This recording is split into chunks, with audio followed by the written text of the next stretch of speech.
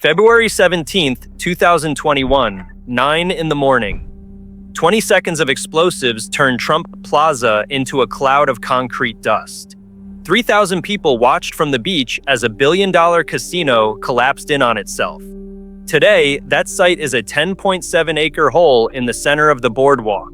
Prime real estate, for sale, empty. But look to your right. The tallest building in Atlantic City glows with neon. Inside, thousands of people gamble at tables and slot machines. This is Ocean Casino Resort. The building everyone said was abandoned. The palace they said was demolished.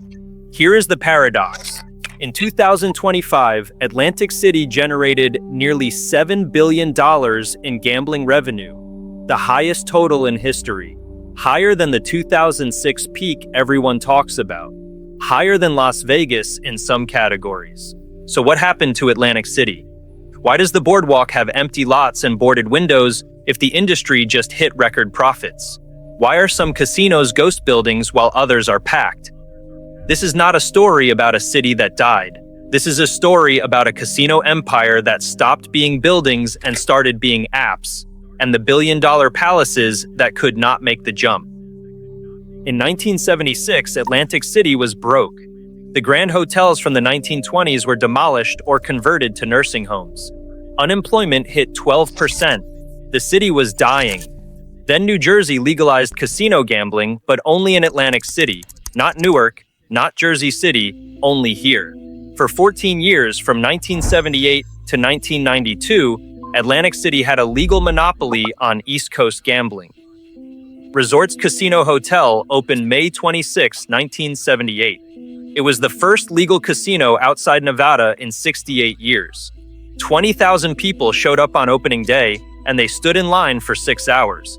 By 1984, Donald Trump opened Trump Plaza for $220 million. By 1990, 12 casinos operated on the Boardwalk. Combined revenue was $3 billion, and employment reached 50,000 people. Property values tripled, and the city collected massive tax revenue. The formula was simple. 40 million people lived within a 5-hour drive.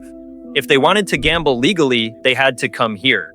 The casinos did not have to be good, they just had to exist. And for 14 years, that worked. Then in 1992, Connecticut opened Foxwoods. The monopoly was over and the clock started ticking. By 1999, the Boardwalk was a neon canyon.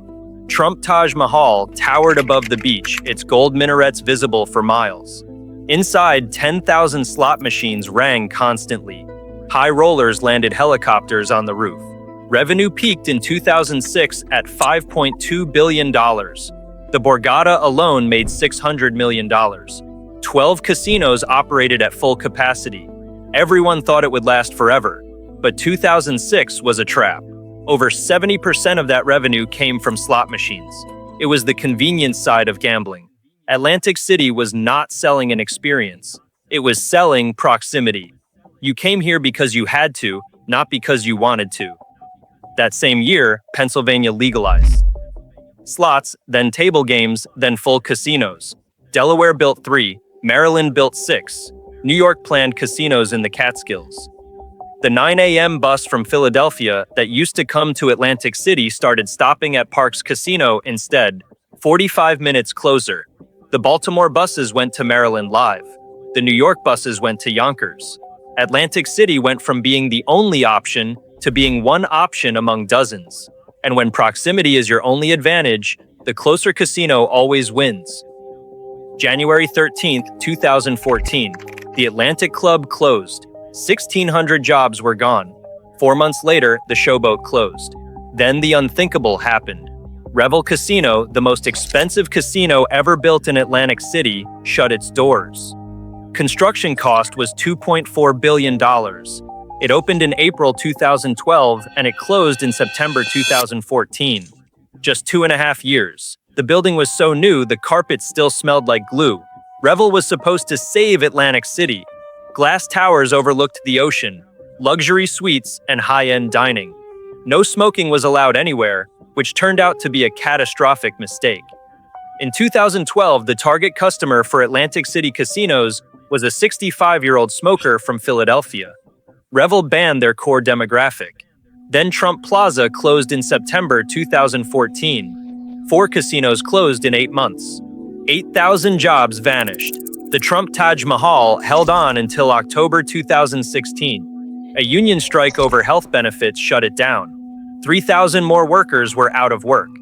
The billion-dollar palace with the gold domes went dark. By the end of 2016, 5 casinos were closed. The tax base collapsed. The city nearly went bankrupt and the state took over finances. Some of these buildings are still standing.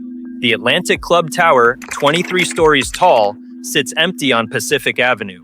Developers bought it in 2019 to convert it into condos and a boutique hotel. As of February 2026, the building is still vacant. Bricks fall from the facade. The city calls it a safety hazard. Trump Plaza was demolished in 2021. The East Tower and the parking garage still stand. Over 2,600 parking spaces remain empty. The whole site was listed for sale in September 2025. No buyers yet. These are the ruins, the zombie buildings, the empty lots, the visible scars of the collapse. But here is what most people miss. Revel did not die. In 2018, it reopened as Ocean Casino Resort. In 2024 and 2025, the owner spent millions renovating all 1,860 rooms. In 2025, the property generated $468 million. It is now one of the most successful luxury resorts on the East Coast. The building everyone thinks was demolished is actually the tallest building in Atlantic City, and it is packed. The Taj Mahal became Hard Rock Hotel and Casino in 2018 after a $500 million renovation. As of 2026, they are spending another $50 million on the North Tower. Here is the secret. Atlantic City did hit record revenue in 2025, nearly $7 billion. But the money is not coming from where it used to. In 2025, internet gaming revenue was $2.91 billion. Physical casino revenue was $2.89 billion. For the first time in history, people gambling on their phones made more money than people gambling in Atlantic City buildings. Add in sports betting at $1.18 billion and you see the shift. The casino stopped being a place you go. It became an app you open. It became an app you open. The buildings that survived understood this. Borgata focuses on luxury and celebrity chefs. Ocean offers high-end experiences you cannot get on a phone. Showboat converted into a family resort with an indoor water park. The Boardwalk does not need 12 massive buildings anymore. It needs 9 high-end resorts and millions of servers processing bets from people sitting on their couch in Philadelphia. The empty lots are not signs of failure. They are discarded shells of a business model that became obsolete. Walk the Atlantic City Boardwalk in February 2026. You will see gaps, plywood, for sale signs, the Trump Plaza site, 10 acres of dirt facing the ocean, the Atlantic Club Tower, windows broken, bricks missing. These are real.